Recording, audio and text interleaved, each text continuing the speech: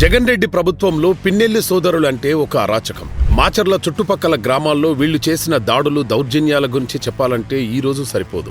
జగన్ రెడ్డి అండ చూసుకుని వీళ్లు రెచ్చిపోయారు. ప్రజల ఆస్తులు దోచుకున్నారు. 1000 కోట్లకు అధిపతులయ్యారు. పోలీసులు వీళ్ల మీద కేసులు కూడా పెట్టేవారు కాదు. ప్రభుత్వం మారగానే పిన్నెల్లి బ్రదర్స్ పని అయిపోయిందని అందరూ అనుకున్నారు. అలా అనుకున్నట్టే పిన్నెల్లి రామకృష్ణారెడ్డిని అరెస్టు చేసి బొక్కలో వేశారు. 3 నెలలు జైలు చిప్ప కూడు తిన్నాడు. ఇప్పుడు బెయిల్ మీద బయట ఉన్నాడు. పిన్నెల్లి వెంకట్రామరెడ్డి మాత్రం సంవత్సరం నుంచి పరారీలోనే ఉన్నాడు. హైదరాబాద్ లో పబ్లిక్ గా తిరుగుతున్నాడు. మై హోమ్ భుజాలో ఉంటున్నాడని చెబుతున్నారు. పోలీసులు మాత్రం ఇంకా వెతుకుతున్నామంటారు. అదేంటో గాని వాళ్లకు మాత్రం కనబడడు. పోలీసుల మీద తెలుగుదేశం క్యాడర్ ఫైర్ అవుతుంది ఇక్కడే. శనివారం జరిగిన జంట హత్యలలో పిన్నెల్లి బ్రదర్స్ పాత్ర ఉందని పోలీసులు కేసు కూడా పెట్టి A6, A7 గా చేర్చారు. ఈ హత్యలు వాళ్ల ప్రోద్బలంతోనే జరిగాయని పోలీసులు చెబుతున్నారు. అరెస్టు చేసే లోపే ఇద్దరు జంప్ అయ్యారు. అసలు పిన్నెల్లి బ్రదర్స్ కి ఇన్ఫర్మేషన్ ఇస్తోంది పోలీసులే అని జనం ఓపెన్ గా చెబుతున్నారు. పిన్నెల్లి వెంకట్రామరెడ్డి వెనకాల జిల్లా పోలీసు ఉన్నతాధికారి ఉన్నాడని అంటున్నారు. ఆ అధికారి వైసీపీ వాళ్లను అరెస్టు చేస్తే పోలీసులనే తిడుతున్నాడంట.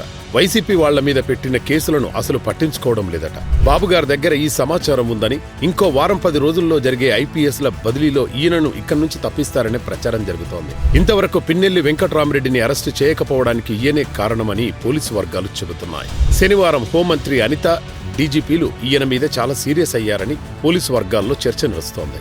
జిల్లా పోలీస్ అధికారులే ఇలా చేస్తే ఐపీఎస్ చదివి పిన్నెల్లి లాంటి ఫ్యాక్షనిస్టు 420లకు సపోర్ట్ చేస్తే ఎలా? వాళ్ళు ఉండాల్సింది జైల్లోనే. ఈయనగారు చేసిన పనులకు ప్రభుత్వం సమాధానం చెప్పుకోవాల్సి వస్తోంది.